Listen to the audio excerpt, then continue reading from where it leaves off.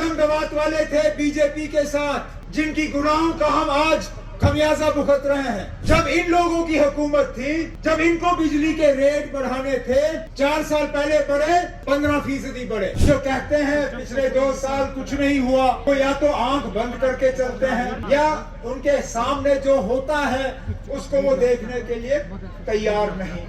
अब हकीकत ये भी है कि रातों रात जो है हर मसले का हल नहीं होगा, लेकिन हिज़्ब इख्तिलाफ का काम है मुखालफत करना, और हमें उससे कोई एतराज नहीं है। उनके अपने कारनामे उनको याद नहीं रहते, उनके अपने दौर में क्या होता है वो भूल जाते हैं। जब इन लोगों की हुकूमत थी, जब इनको बिजली के रेट बढ़ाने थे, 4 साल पहले बढ़े, 15% बढ़े। जब कलम दवात वाले थे बीजेपी के साथ, जिनकी गुनाहों का हम आज खमियाजा भुगत रहे हैं, आज जो ये शोर कर रहे हैं।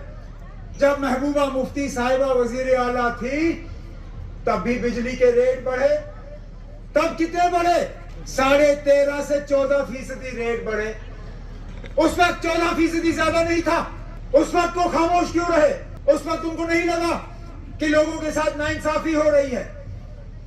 अरे जनाब, उसके मुकाबले हमने तब भी जितना बोझ हमारे ऊपर है उसका हमने बहुत कम हिस्सा आगे बढ़ाया, और मैं आपको यकीन दिलाता हूं मेरी मुकम्मल कोशिश रहेगी कि इंशाअल्लाह इस हुकूमत के दौरान, इसके बाद हम बिजली की कीमत जो है और आगे नहीं बढ़ाएंगे, यही, इससे आगे नहीं। जितने भी हमने लोगों के साथ वादे किए हैं, इंशाअल्लाह अगले 3.25 सालों में वो तमाम वादे हम पूरे करके ही अपने आप को आपके सामने पेश करेंगे। और मैं यकीन से कहता हूं, अक्सर बेशतर जम्मू कश्मीर के बाहर अगर लोगों से बात की जाए तो उनको लगता है कि कश्मीर में टूरिज्म के अलावा कुछ नहीं है।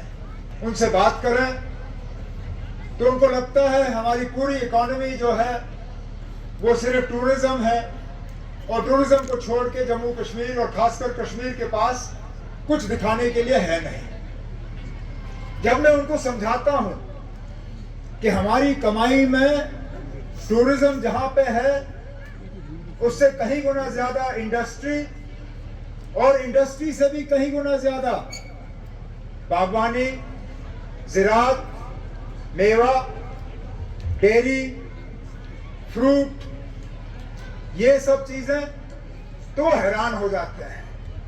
आज जबकि ये फ्रूट और वेजिटेबल मंडी जिसकी आज संग बुनियाद रखी गई है, इस पे जावेद डार साहब मुझे कह रहे थे कि कम से कम 15-20 करोड़ जो है वो खर्च होंगे ताकि एक शानदार फ्रूट और वेजिटेबल मंडी जो है यहाँ लोगों के हवाले की जाएगी। इससे यहाँ की रूरल इकोनॉमी को एक बहुत बड़ा फायदा मिलेगा। यहाँ इससे पहले आपका जो फल उगता था, आपका जो मेवा उगता था, आपकी जो सब्जी की पैदावार होती थी, उसको बाजार तक पहुंचाने के लिए आपको दूर दराज के मंडियों तक उसको ले जाना पड़ता था। खरीदार आपको मिलते नहीं थे। अब इस मंडी के जरिए खरीदार यहीं पे आएंगे। जो कहते हैं पिछले 2 साल कुछ नहीं हुआ, वो या तो आंख बंद करके चलते हैं या उनके सामने जो होता है उसको वो देखने के लिए तैयार नहीं। अब हकीकत ये भी है कि रातों रात जो है हर मसले का हल नहीं होगा। विरासत में जो हमें मसले मिले उनके हल रातों रात नहीं होंगे, लेकिन ऐसा भी नहीं है कि आपके नुमाइंदे जो हैं कोई काम नहीं कर रहे।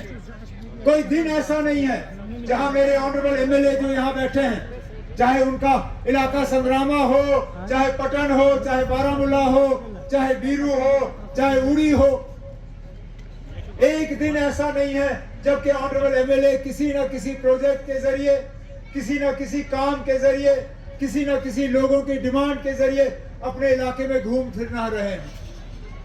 लेकिन हिज़्ब इख्तिलाफ का काम है मुखालफत करना, और हमें उससे कोई एतराज नहीं है। उनका काम है जगह पे जाना, आंखें बंद करना और कहना कुछ नहीं हो रहा है। ठीक है, कर रहे हैं, लेकिन जो उनके अपने कारनामे हैं, उनके अपने कारनामे उनको याद नहीं रहते।